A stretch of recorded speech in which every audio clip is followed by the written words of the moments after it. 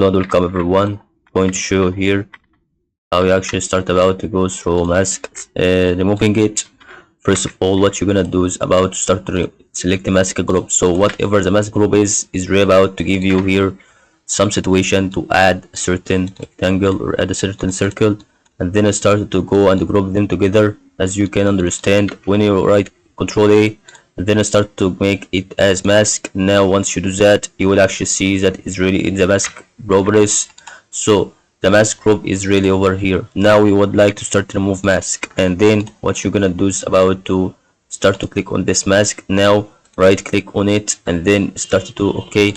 We have to see here that is really situation with okay, let's see what gonna be if we wanted to remove the mask.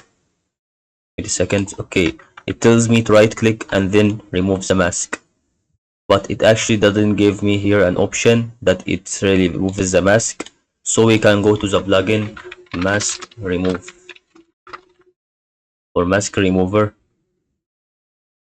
and this may be help about that, but this actually doesn't matter. So we can start to go on this and then click here. Okay, it doesn't, it then gives me here control. Okay, so that doesn't actually work. So that maybe really have a problem if you really masked them first. So absolutely that doesn't actually give that side to work. And however say this, you see the mask can say be about to be hard to be really going back.